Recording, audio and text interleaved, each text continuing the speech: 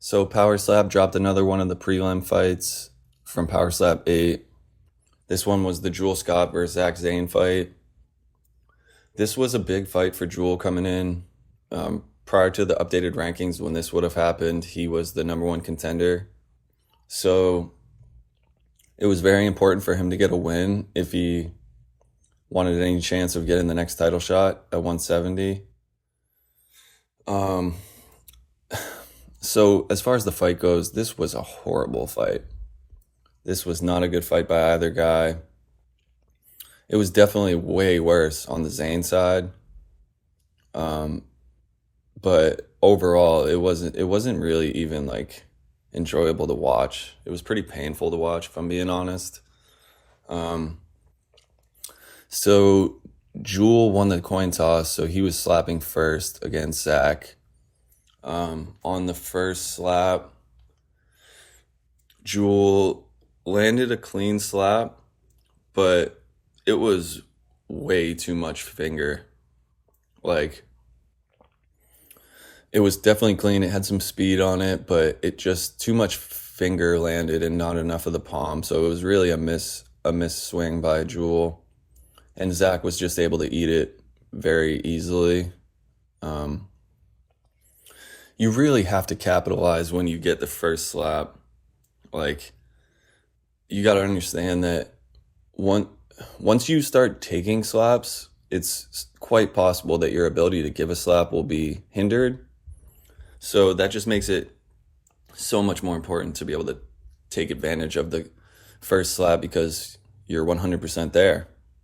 There's no excuse for landing a bad slap on the first slap. Like, you can't use the I was rocked or I was this or I was that. No, it was unobstructed, unaffected, and unfortunately he just couldn't take advantage of it. So on Zane's first slap, he this was a and he can't even use the excuse of being rocked either because Jewel didn't really land a great shot. So it was basically an unobstructed shot from Zane on the first one too, and it was bad, man. It was a bad one, dude. First of all, he threw it like a hook. Like he had his arm bent the whole time, which I don't hate, but you have to follow through. You have to move through the target. He literally just, the second he hit Jewel in the face, his hand just stopped. Like there was no forward momentum or anything. It was almost like, when you like have a wet towel and you like whip somebody with it, and like the second that it makes contact, it like pops back. That's like basically what it looked like when he slapped him. And it was a clear club in my opinion. I was surprised that they didn't instantly call it, but they did end up calling it, and it was a clear club. I mean, he literally led with the palm and made contact first with the palm outside of the range where you're allowed to. I mean, he was above the cheek. So it was one of the easier calls. So he ended up losing a point there. And then on the second slap by Jewel, it was a good slap. The second slap was a good slap, much better than the first. And Zach ate it. So it was good by Zach to eat it. Say what you want about him. He does have a good chin. He definitely has a good chin. That's by far his best attribute in my opinion. So yeah, he was able to eat it. And then when he came back on Zane's second slap, he had another clubbing penalty, and it was bad, man. It was really bad. He hit him like in the eye, like he wasn't even close.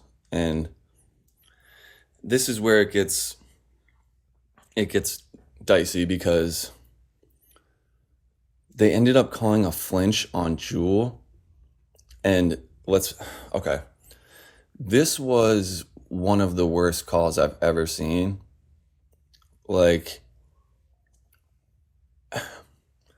somebody please explain to me how that's a flinch. Like, in what world is that a flinch? Seriously, like, on what planet is that a flinch? They showed the super slow-mo. Like, he didn't move at all. It's not physically possible to move less than Joel Scott did on that. I guess the commentary was saying that it was due to like a pre-slap shoulder shrug. But first of all, you're allowed a little bit of movement to brace for impact as long as it doesn't impact the power of the slap. So first of all, there was no power of the slap, so it didn't affect anything. And second, it was just so clear a clubbing foul. But since they called that bullshit flinch takes precedence, saying that the club could have been because of a flinch. And it's just like, I just can't get behind that, man. This was a horrible call in my opinion. I don't know what the athletic commission was puffing on, but whatever it is, you need to pass it to your boy ASAP, because they were somewhere else. It was an egregious call in my opinion. It was very, very bad. And so then Jewel ends up having to eat another slap for no reason, okay? For no reason. After just getting clubbed in the eye. I think he was already bleeding at that point. They make him eat another slap, and Zane does the exact same thing. Exact same thing. Maybe even worse. It might have been worse. I'd have to go back and look and see which one was worse. But so he ends up getting called with another clubbing and is just a DQ. For Zane, I mean, dude, he deserved this L, man. Like, I have nothing bad against the guy. I really don't, but this was amateur, man. It was just straight up amateur. It looked like it was his first fight ever. It was about as bad as you could do, man. It really was. His chin is fine. Like, he has a good chin, but his striking looked amateur, man. It really did. I just don't know how else to describe it. It was not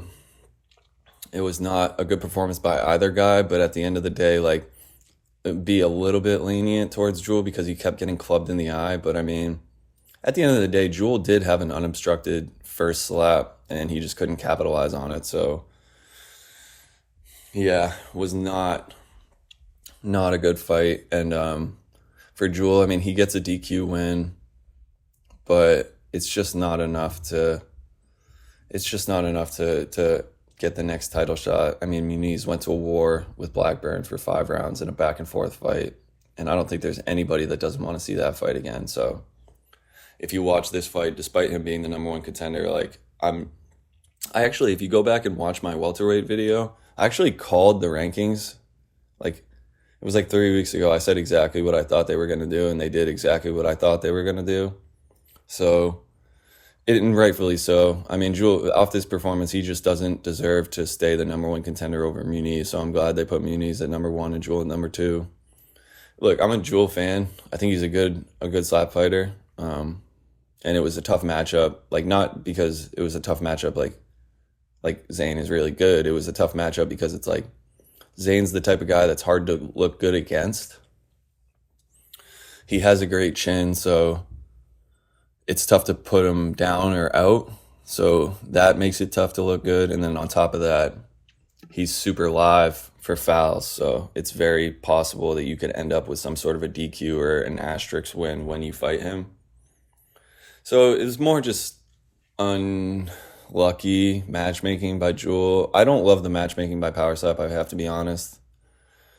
I didn't love the matchup when they made it, and I think that the results kind of proved me right a little bit. It's tough because you got to keep these guys busy. So I mean, if Zane was the only one that took the fight, then he was the only one that took the fight.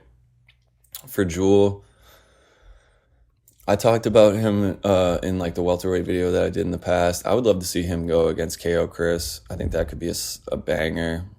And then I could also see him fighting somebody like Provost, although I've heard that, I don't know if Provost is even fighting anymore. So I think for Jewel next, you either give him Provost or KO Chris, and then see what happens. Again, Jewel is super solid, super good slap fighter in my opinion, but he's really going to need something else to break through. He's going to need some sort of a highlight KO or something to regain the attention. And it's unfortunate for him because this one will definitely slide under the radar. He's not going to get many props for this win. And there's no such thing as like pity props as far as like the unfortunate result. So he's gonna have to do something good in his next match. I'd like to see him fight again ASAP. I don't know how his eye is. That was brutal, man. It was super brutal. Like I can only imagine how bad that hurts. And then on top of that, the commission makes you eat another one, and he does the exact same thing. So he had to eat another unanswered illegal strike, and there's just no excuse for it from the athletic commission. You have instant replay. You have slow motion instant replay. There's just no way you can get these wrong. Like, otherwise, why are we using it? If you're going to stop the action and delay the event to look at slow motion replay, then you have to get the call right. You have to, or else just don't use it. But yeah, anyway, not a good fight. I'm surprised I even talked this long about this video. I think that the only reason I did was because of how bad it was. So yeah, for Zane, I think I'm not really sure. He's got to do something good on his next one, because that just, again, like, find it hard to believe that there aren't people on season 3 that would have done better than that. So we'll see. We'll see where we go. But yeah, it wasn't a good fight.